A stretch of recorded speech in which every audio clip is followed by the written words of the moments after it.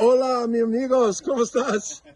You know, the weather has been so good here in Coquitlam. We've been able to do several jobs. We just get the roof on before any little rain. What we have here is a 30-foot by 30-foot garage. It'll park several vehicles as well as a workshop. A couple of interesting points here. Number one is expansion joints that are necessary are often done with a trowel, and you're rolling like a mechanic's tool crib. The wheels get caught in the trowel hole. So these ones are, as you can see, a saw cut. So we have a special saw blade to cut those expansion joints, and you can be assured that you'll be able to roll heavy equipment with steel wheels and it won't skip a beat once the floor is cleaned up.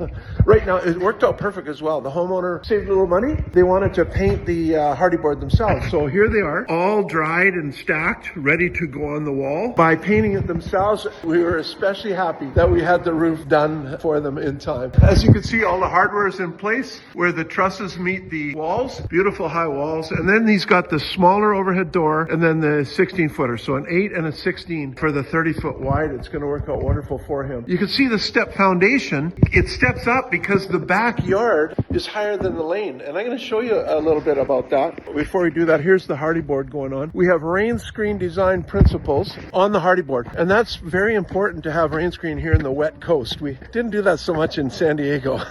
Here we have the strapping for the rain screen. In rain screen design principles, you have the primary seal behind the secondary seal. So the secondary seal in this case is going to be the hardy board.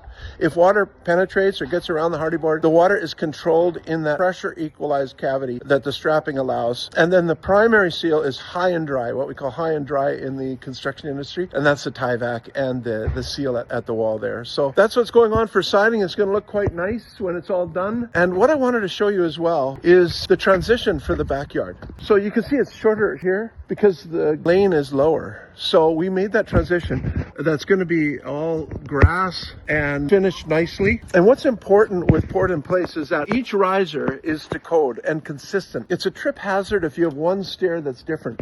So here we have 7¼ inch rise and 11.5 inch tread, and we're able to get a normal pattern that can use either running or walking up the stairs. It's no problem. And on the other side, we have another access point here. Same thing. Olier, Francisco, how you doing, guys? Good. So what are you doing today? Siding and a beautiful sunny day. Finally.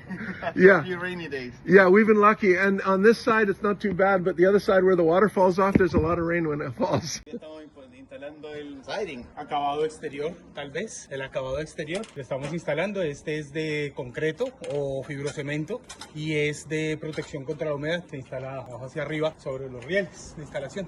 Ah, perfecto. It's going to look good. We'll come back when the siding's on? Yes. Okay. Gracias, amigos.